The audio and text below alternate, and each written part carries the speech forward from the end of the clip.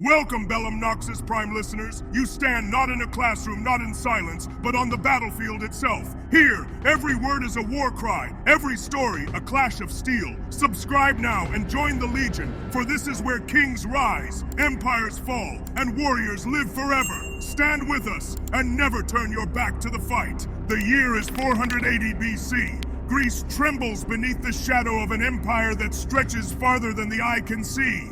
Xerxes, king of Persia, commands an army so vast it devours the land it marches on. Nations bend, cities burn, and every step echoes the promise of conquest. But in the mountains of Greece lies a narrow path, a place the ancients called the Hot Gates, Thermopylae. Stone cliffs rise on one side, an iron sea on the other. A choke point where an army of hundreds of thousands cannot move freely. A gate where a few might stand against the many. And there, 300 Spartans waited, led by their king, Leonidas. They were not farmers nor merchants, but men forged for war from birth. Their bodies hardened by endless training, their minds sharpened by discipline, their spirits bound to the iron laws of Sparta, where cowardice was worse than death. They did not come to retreat. They did not come to surrender. They came to show an empire that men do not bow, even when the world demands it. They came to write their names into eternity with spear and shield. They came to hold the line against the greatest army the world had ever known. The ground trembled long before the Persians were seen. Scouts returned with tales that seemed impossible. An army so vast it drank rivers dry, its dust blotting out the sun. Some whispered of 1,000,000 men, others of hundreds of thousands. But the truth mattered little, for to the Greeks, this tide of iron and flesh seemed endless. Leonidas did not stand alone. Beside his 300 Spartans, allies gathered, 700 Thespians, 400 Thebans, and a few thousand more from other Greek cities, each driven by fear, duty, or defiance. Yet even together, they were but a fragment of the horde descending upon them. Still, they had chosen this place, Thermopylae, because here, numbers would mean nothing. The pass was narrow, no wider than a cart at some points. Spears could be braced, shields could overlap, and the mass of Persia would be choked into the jaws of the phalanx. Leonidas knew well the strength of Sparta's formation, each man's shield guarding not only himself, but his brother to the left. A wall of bronze, unbroken, unyielding. The men prepared their armor.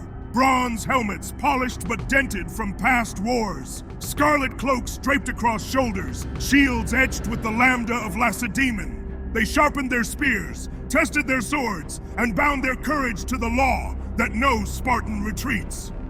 From the cliffs above, they watched the sea darken with ships, sails stretched like wings of vultures. The Persian fleet had come. From the land beyond, the dust of marching men thickened the sky. Horses neighed, drums thundered, and banners of gold and silk whipped in the wind. The great King Xerxes had arrived. To most, it was a vision of despair, but to Leonidas and his Spartans, it was an answer to destiny. They would stand here in this pass and show the world what it meant to be free men. They would not outlast the Persians, but they would outshine them, for every drop of blood spilled here would echo longer than the empire itself. The sun rose over Thermopylae, and with it came the roar of an empire. Xerxes, seated upon a throne of gold, looked down upon the narrow pass. Before him stood a wall of shields, bronze gleaming in the dawn. He expected them to flee, he expected them to kneel. But Leonidas and his 300 did not move. They raised their spears, locked their shields, and stared into the sea of men that threatened to drown them.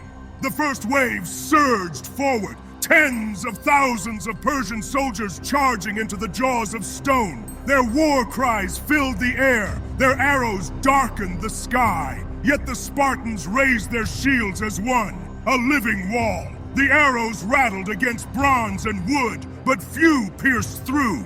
Then came the clash of men. The Spartans stepped forward in unison. Their spears struck like lightning, piercing flesh, breaking shields, driving the Persians back into the press of their own numbers. The narrow pass betrayed the invaders. The mass of men could not surround, could not maneuver. They funneled straight into the disciplined wall of Sparta. Again and again, the Persians threw themselves against the phalanx. The Medes, the Scythians, men of countless nations, all crushed beneath the weight of 300 who fought as one. When a Spartan's spear shattered, he drew his sword. When his sword dulled, he fought with shield and hands. And all the while, the red cloaks of Sparta did not waver. Xerxes, enraged, sent forth his chosen, the immortals. 10,000 elite warriors feared across the empire. They advanced with precision, banners of gold rippling in the wind. Yet Leonidas laughed, for he and his men knew no fear. The immortals struck, and the clash shook the mountains themselves. But the pass was too narrow, and the Spartan phalanx held. The immortals broke against the shield wall, like waves against a cliff. For 2 days, the Persians hurled their might at Thermopylae. For 2 days, the Spartans and their allies turned back the tide, their discipline unbroken, their defiance unshaken. The ground became a graveyard of the fallen, soaked in blood, littered with broken shields, snapped spears, and shattered bodies. The air itself seemed to burn with sweat, blood, and smoke. By the end of the second day, whispers spread even among the Persian ranks. Whispers that these men were not mortals, but demons of war, that no force on earth could move them. But Xerxes would not accept defiance. He would have Thermopylae broken. And so, betrayal came. A Greek named Ephialtes guided the Persians through a hidden path in the mountains, leading them behind the Spartan lines. The gate of fire had been breached, not by force of arms, but by treachery. The betrayal had sealed their fate.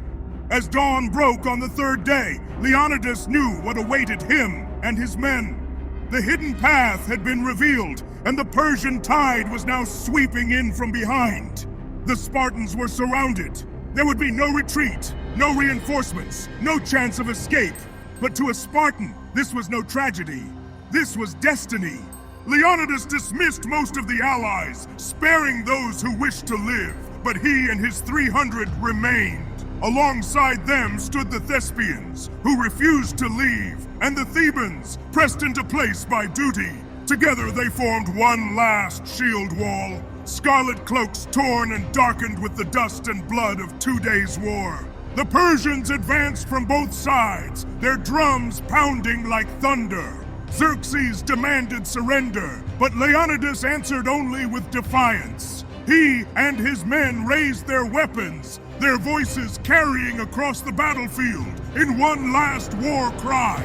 The clash was unlike anything before. Surrounded on all sides, the Spartans fought with the fury of men who had already accepted death. Spears splintered, swords shattered, yet still they fought, shield to shield, back to back, their formation tightening into an iron knot that refused to break. Each Spartan fell only after cutting down countless foes. Leonidas himself stood at the heart of the storm, striking with his spear, cleaving with his sword, until at last, overwhelmed, he too was brought down. His body was fought over by Persians and Spartans alike, until it was claimed and carried away. With his death, the last stand was sealed. The 300 were annihilated, but their sacrifice was not in vain. Word of their defiance spread like fire across Greece. Their courage ignited the hearts of free men, and within a year, the Greeks would unite and strike back, breaking the Persian fleet at Salamis and crushing the invaders at Plataea. Thermopylae was not merely a defeat, it was a message that freedom could not be crushed by numbers, nor kings bent by fear. For centuries, the name of Leonidas and his 300 has thundered across history. Their final stand has become more than a story of war. It is a symbol of defiance against tyranny, of courage against impossible odds, of men who chose death so that others might live free. This is Bellumnoxis Prime. You have heard the war cry of Thermopylae. Subscribe now and join the Legion, for this is only the beginning. More battles await, more kings will rise and fall, and more warriors will speak through the fire of time. Stand with us, and let the night of war echo forever.